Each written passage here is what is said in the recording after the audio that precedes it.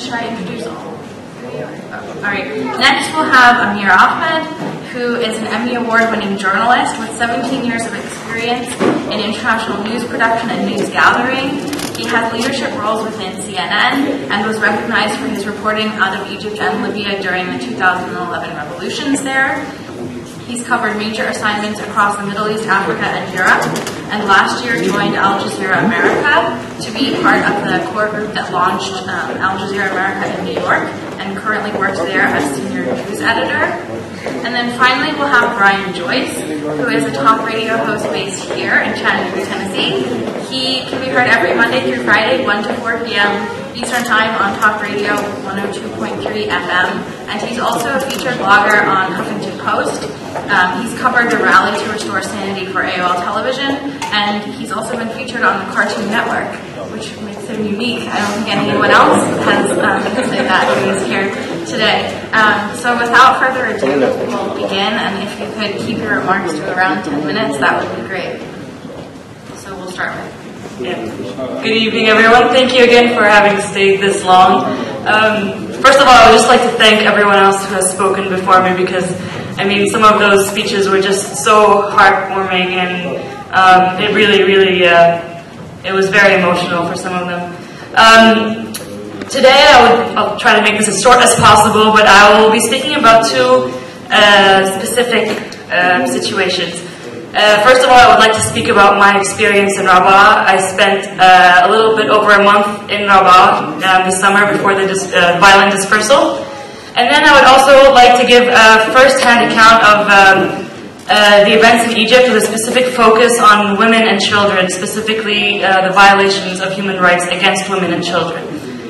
So first of all, without further ado, I would like to first explain why did I go to Rabaa. I mean, I live in France. I have a very privileged life in a clean country. Why would I go to a very confined space full of sweaty people chanting in Ramadan in the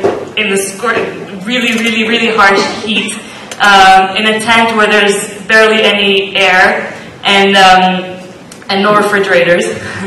So why did I keep going back? So in order to explain that, I would like to just explain my very first experience in Rabaa, the very first moment I walked inside.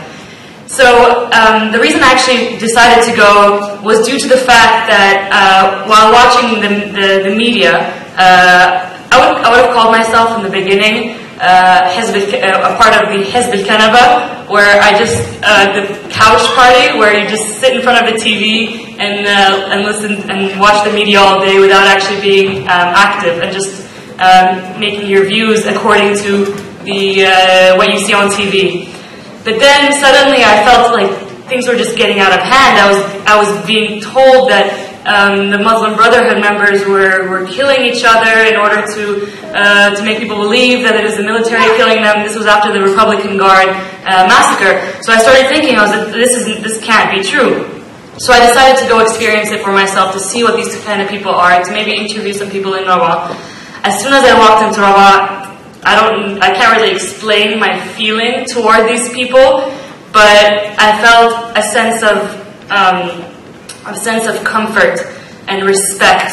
As soon as I walked in, I went during a Friday. It was the Millionaire, where there was a lot of people. I mean, I had never seen that many people in my entire life in a very confined space. The men, as I was walking, they would open the space for me, even though there wasn't much space, but they would open the space so that I wouldn't be touched by any men. Every woman that would see me would hug me, would tell me thank you for coming. I mean, I just felt a sense of respect, and I was just kind of confused. How are these people being called terrorists? How are these people being called that they have arms and that they are violent? Or I just didn't understand. My first experience in Rabaa was when I was supposed to go on stage and speak.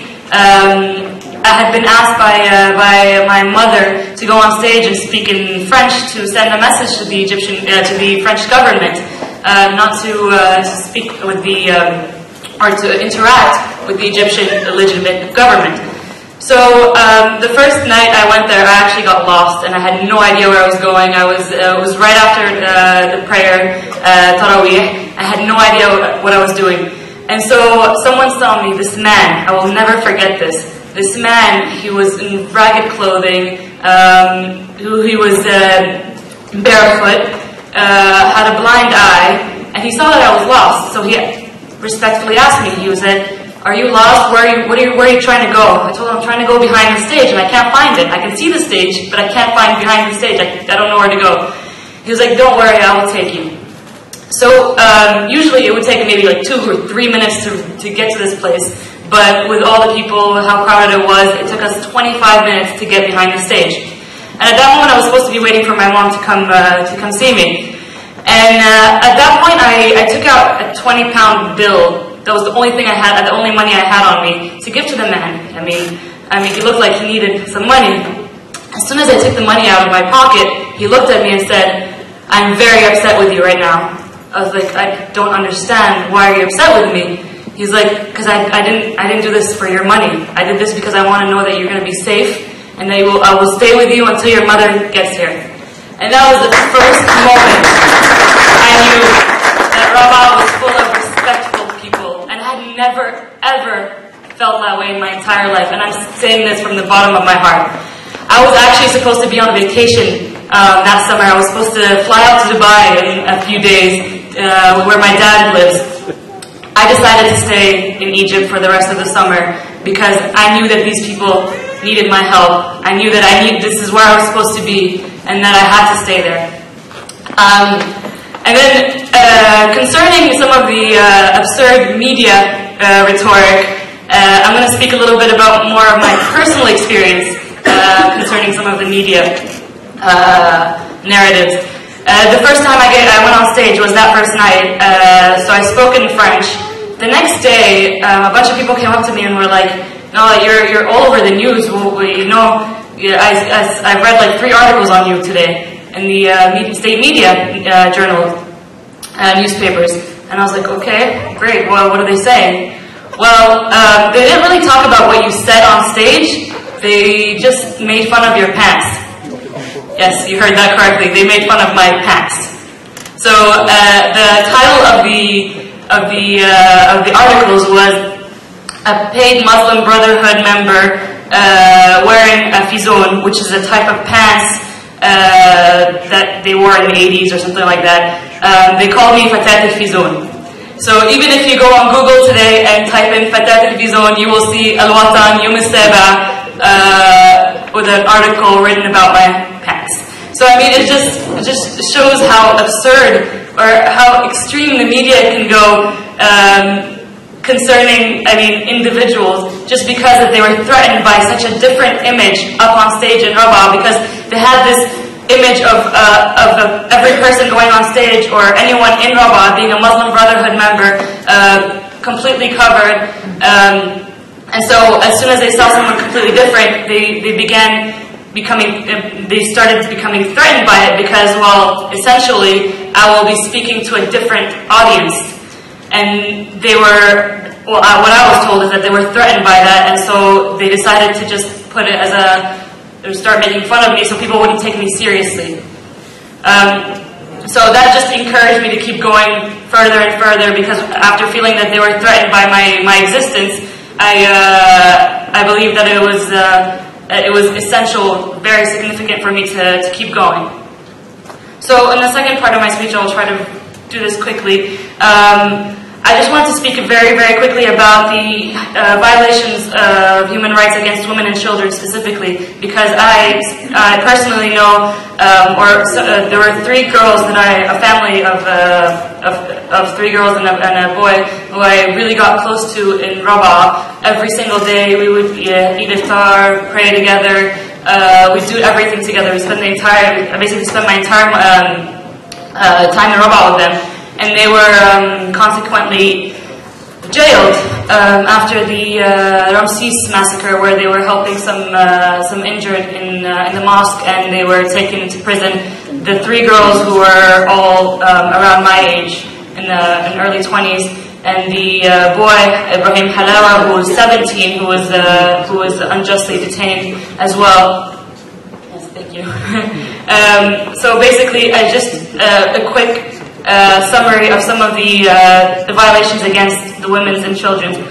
And so we have observed and recorded arrests of women in Egypt during the last few months, and specifically the months of December and January, which represented the period when there were many arrests and violations, including killings, during the protests. The number of prisoners in 2 months reached 200 detentions of women in various parts of Egypt, and some of them were sentenced to several years in prison. University students have experienced various arrests. 35 students of Al-Azhar in Cairo were arrested inside or outside the campus, plus 2 students from Cairo University during the last clashes, and dozens of students from Zegazit University. So for example, I'll take one example of a 14-year-old minor from the village of Adakhaleya, was abducted on December 18, 2013 by thugs while participating in a human chain. The police had promised her release after signing papers, but after signing, Maria was surprised to see that she had signed for charges against her. And to this day, Maria is still in prison, despite her young age and despite her obvious innocence. Asma Hamdi, second-year dentistry, detained on the 24th of December 2013, was taken from inside her college campus.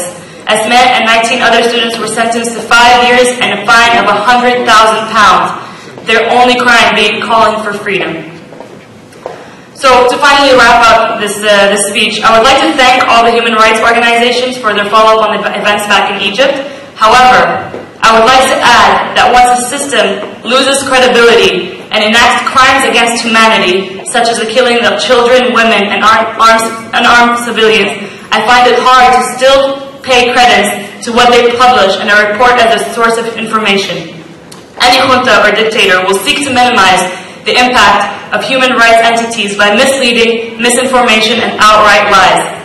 I would kindly ask that outright condemnation be clear and non-vague. Each day that passes by, there are still young women and men and women in prison waiting for their rights and families with loved ones gone on the hands of security services. I would just like to quote a friend that I met in Nawa as well, who's also in prison now. He said something that will always stick in my mind, is that you don't tell the person not to die, you tell the killer not to kill. And I feel like this is the narrative we have to use today in Egypt, because they keep blaming the people that are dying. They're not blaming the killer. I would also like to emphasize the fact that we are going to continue doing what we're doing, because and we're going to continue being peaceful, because our peace is stronger than their bullets.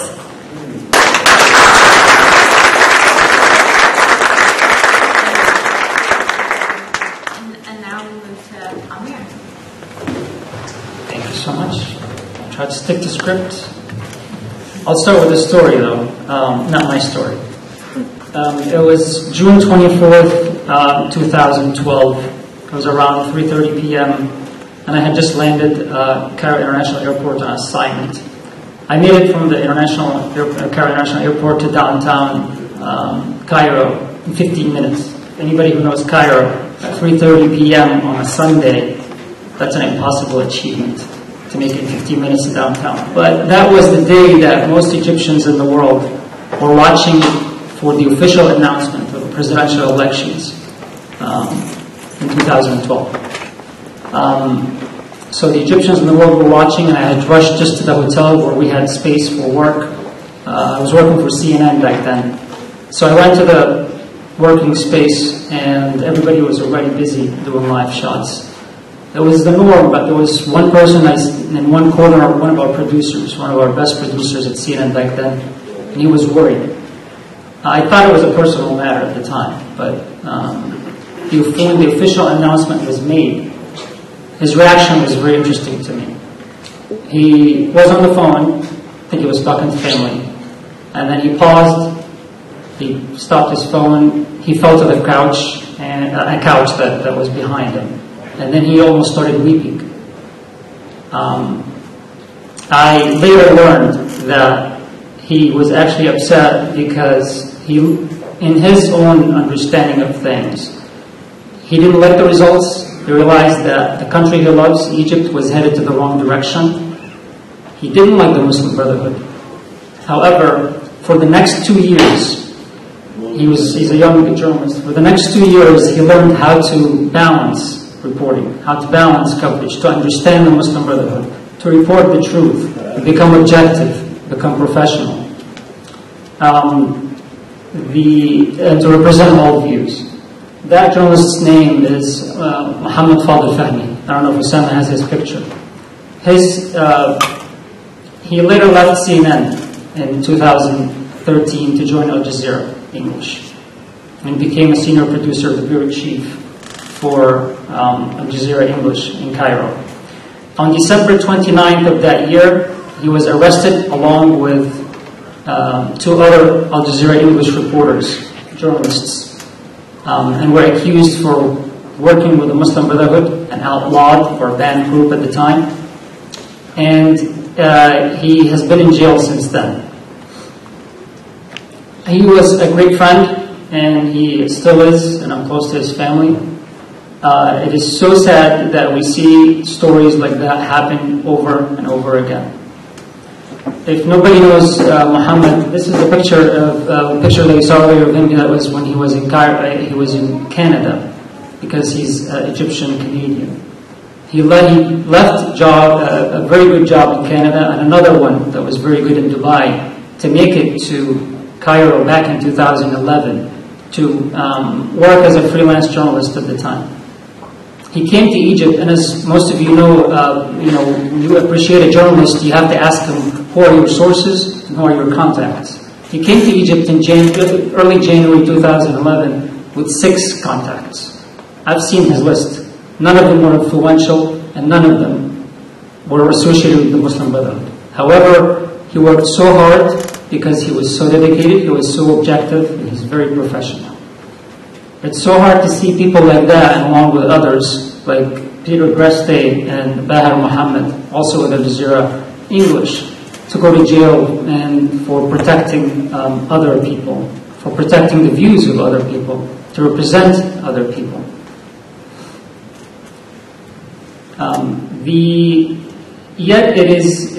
Despite the fact that it is really shameful to see things like that, it is very honorable to defend the truth, to defend the people who you disagree with. It is very honorable to be caught doing exactly that action.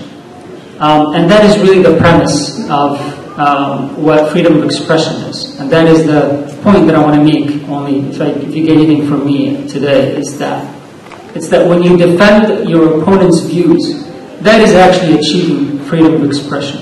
And I'm sure you probably agree with that, John. And it's not necessarily you coming out and expressing your views. You might have the platform, you may not. But when you have the platform to defend others, that is when you have actually achieved freedom of expression and you have achieved an honorable thing. And that is what Muhammad and along with many others, because as you said, 20 others are in Egyptian jails. They are doing exactly that. And that is what we need to remind ourselves, along with the other tragic stories that we've heard today. Unfortunately, many Egyptians lack the understanding of freedom of expression. They lack the understanding that freedom of expression and actually having an environment where there is free exchange of views leads to the truth. It is that leads to the truth. I sincerely believe that no matter what I say or my opponents say, if there is an environment in which we both or all freely exchange views and express ourselves freely, that is when we actually see truth prevail. One of our founding fathers, President George Washington, once said, "If freedom of speech is taken away, then dumb and silent we may be led, like sheep to the slaughter." And I really, really worry that this is where Egypt is headed, or maybe is very close to. I think all Egyptian governments since February 2011, since the revolution, since SCAF took over, and all the rest until today, they have in one way or another manipulated or tried to manipulate the media with various degrees of success or failure. According to Reporters Without Borders, in the last 3 years, at least 10 journalists have been killed in connection with their work. 50 have been injured, more than 200 arrested, including 60 since last year's military coup, with, as we've heard, at least 20 remaining in jail today.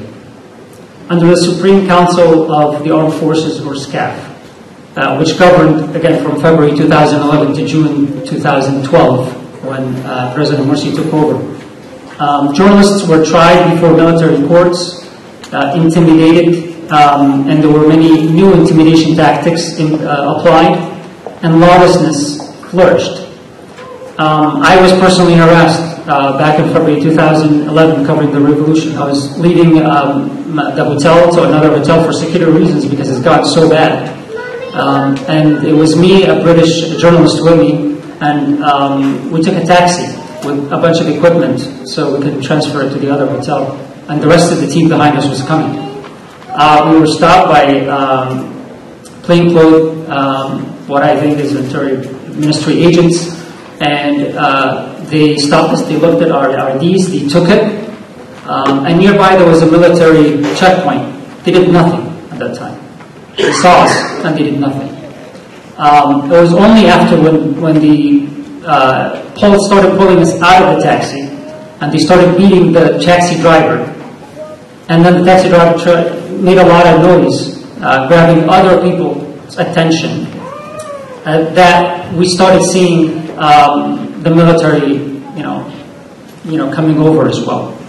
And that is when, quote unquote, helped us. They helped us by, taking us in a corner, and they searched us, they opened everything, and it was also another tactic of intimidation to journalists. You've touched on females. Females in Egypt, female journalists have been attacked sexually, and there are so many cases of that, including an American-Egyptian one. Dina Adler, very close colleague of mine, also worked for CNN for a while. And she's also one of the co-producers of the award-winning movie The Square, which documents what happened in Egypt from the revolution up until July 3rd, or June 30th of last year.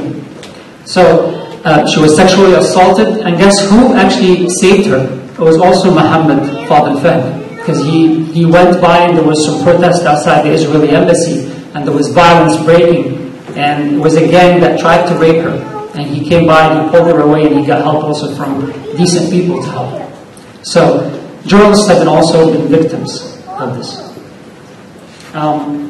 Just the last point I want to touch on, that it's, in my humble opinion, that it's really sad that what we've all discussed, all the issues that we've discussed, or most of the issues that we've discussed, all the issues that are facing journalists as well working in Egypt.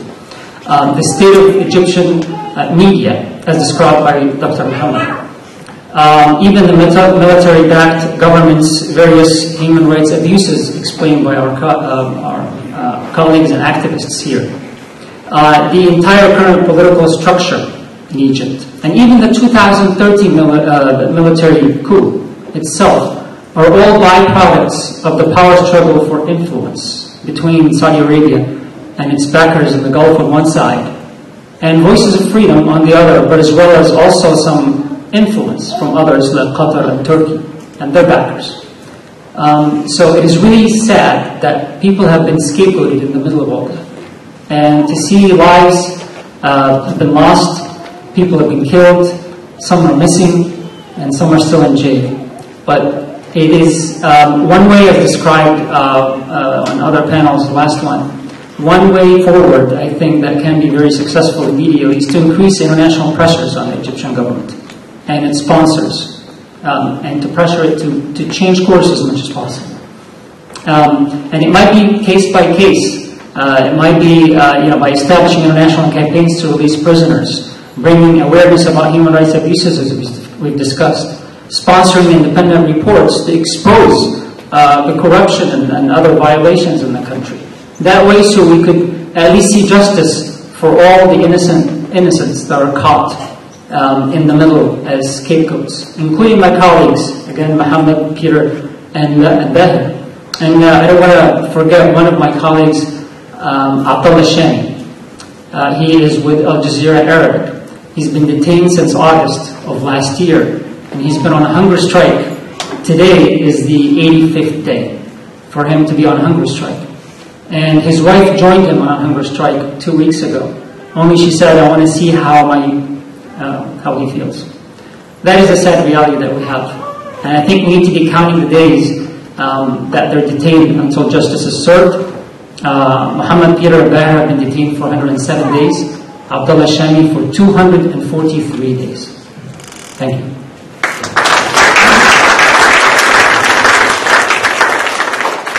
Thank you. And now we have Brian. Thank you.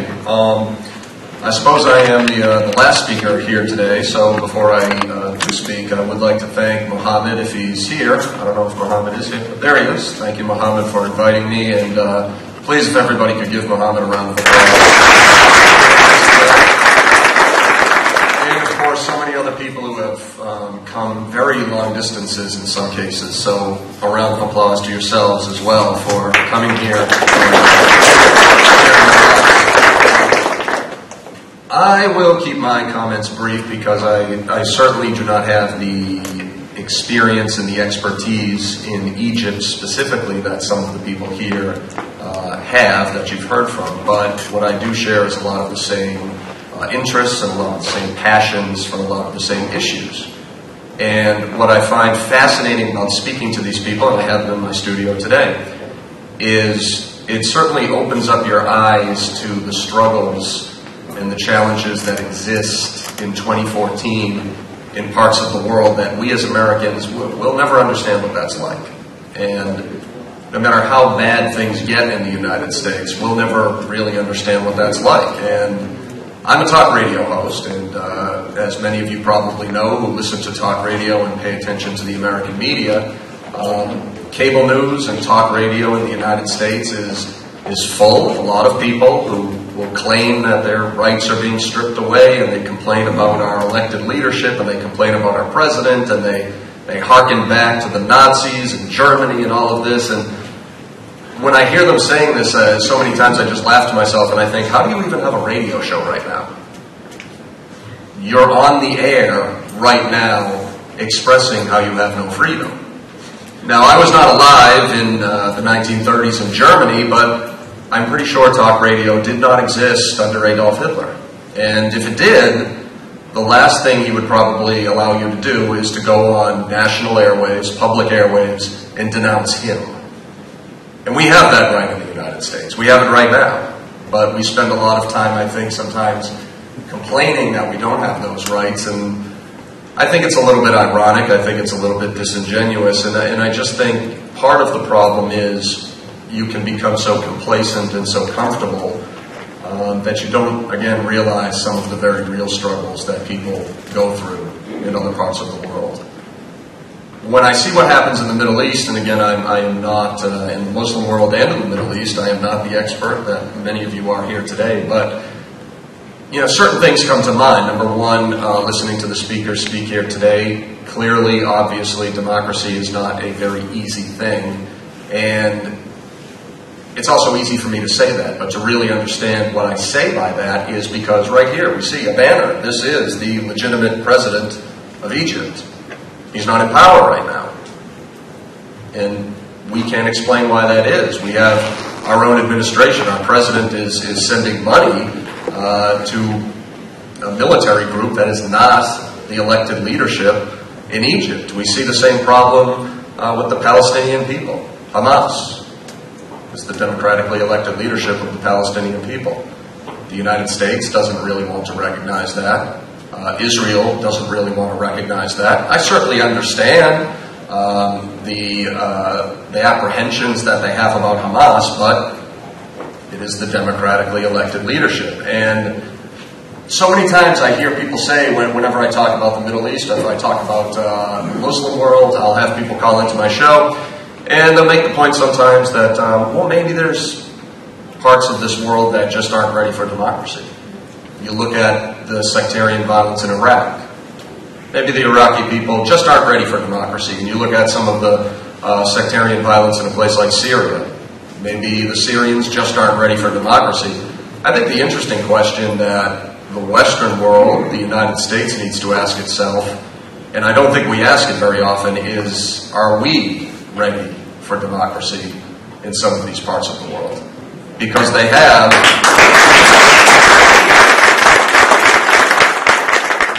democratically elected leadership right now that we refuse to recognize. So that's a big question. Are we in the Western world ready for democracy in some of these places?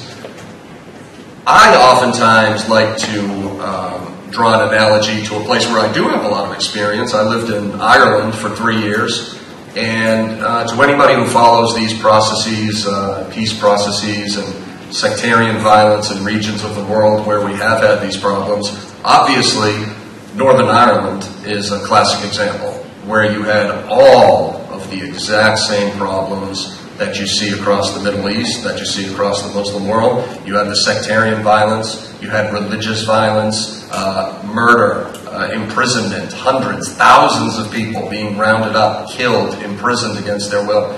This was all happening in the United Kingdom 15 years ago, 20 years ago. In 1998, all sides decided to get together and literally, like flipping a light switch, they just decided that we're not going to do it this way anymore. Now, what did that really mean? They came together, they put together a government. The people who sit on the government today are in some cases terrorists.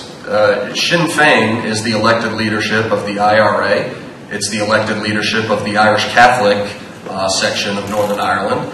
And I'm an Irish Catholic myself, but I can tell you right now that the IRA was terrorists. They were.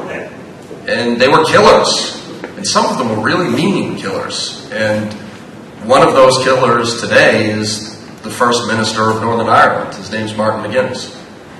And when I see the problems that happen in the Middle East, and everybody, we scratch our heads and how do we figure this out? We already have a blueprint as to how to figure this out, and it's Northern Ireland. But unfortunately, I think a lot of us don't really want to go about it the way that they did in a place like Northern Ireland, because what they did in Northern Ireland is they put all of their differences aside, despite the killings, despite the violence, despite the terrorism, and offered everybody a seat at the table. There are terrorists seated at the table in Northern Ireland. Now, today, when we look at what's happening in different parts of the Muslim world, well, we can't acknowledge Hamas. They're terrorists. Some people would say we can't acknowledge the Muslim Brotherhood. They're terrorists. Whether you believe that or not is really, in many ways, completely irrelevant. If you support democracy, that's it. They're the democratically elected leadership. The hatred that existed in Northern Ireland in that day, in a lot of ways, was even worse than what you see today in a lot of parts of the world. But they literally, and it was a miracle the way they did it, just decided to put that all behind them. And finally, the people got sick of it, and they started to invest in their communities, and they started to build up their economy. And today, there's a good economy, there's good jobs, people are educated. They don't have any more reason to kill each other, even though they were doing that just 15 years ago. And so they came together in 1998, and things just changed. And so when I see what's happening in Egypt right now, and you see what's happening, especially, I think, the situation between the Palestinians and the Israelis, I think there's a blueprint already in place, but it's an ugly blueprint. It's a little bit uncomfortable. It's not easy, and it requires all of us recognizing who is the true democratically elected leadership. We will not agree with them on everything. There's a good chance maybe we'll agree with them on nothing, which is the case in Northern Ireland. The two sides literally agree on nothing, but they still run the country together. That's a difficult blueprint to follow, I think, for a lot of people. But the answers are there. And when you talk about the media, I'm a member of the media myself. I don't think the media in the United States does a very good job of covering this. Obviously, Amir, you would have some experience with this. So many times the media will just, they'll repeat the talking points that have been provided to them. And that's, as we discussed today on the air, is a lot of what's happening in Egypt today. So, you do need some outside voices and some outside-the-box thinking to kind of shed some new light on some of this. The good news, I think, is that there are blueprints in place, and there are people here who do understand what your people are going through and what a lot of people go through all across the world right now. Unfortunately, I think there's a lot of people who are completely ignorant of that, or do not want to maybe admit that it is happening. But if we're all being truthful with ourselves, and we all want to be truthful with ourselves and recognize the very real struggles that these people go through, and how it's a cycle that keeps repeating itself and repeating itself and repeating itself because we're not learning our lessons from the previous cycles. If we can all be honest with ourselves and acknowledge that, I think the way forward is not quite as difficult as maybe we would think it is. And that's pretty much all I wanted to say. Again, my education and expertise on Egypt specifically, not as deep as some other people here, but those are my thoughts on, I think, the situation that we find ourselves in, because I think it's a situation that has been repeated many times. I think the blueprint is there, and I think we can solve these problems if we have the courage and the honesty to do it.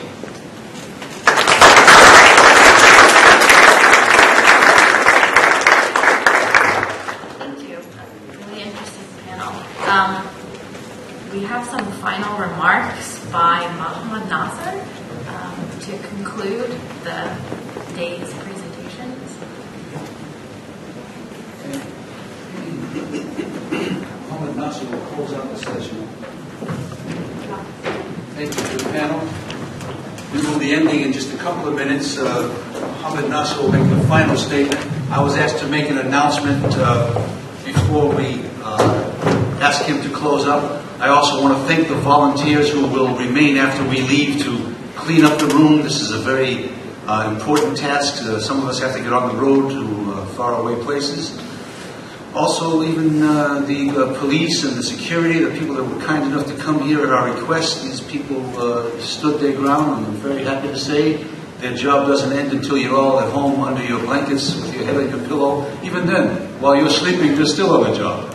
So, in downtown Atlanta, I'd like to let you know that this session today, this conference we had today, we're trying to make a similar function like this, but on a stage in downtown Atlanta in August this year. It's going to be at the Center for Civil and Human Rights, which is a brand new center opened up right in the middle of downtown. One of our associates, Mr. Doug Shipman, is a very close associate of one of the organizations I'm affiliated with in Atlanta. And this is a very important center. It's a wonderful part of the landscape and the skyline, if you will, the intellectual and civil rights and human rights and academic landscape of Atlanta, Georgia. The fact is that Doug Shipman is a great civil rights struggler, and he's a young man, and I'm hoping that we can do this particular conference that we did today, something similar to it in August. So I'm going to step aside now and ask our brother Mohammed Nasser to end the session. Thanks. So once again, we just like to thank the policemen who came out here to help us out to make sure this was a secure event. Also for the volunteers, we want to emphasize the fact that a lot of the staff today were actually volunteered to do this. So I think we should give them a round of applause for that.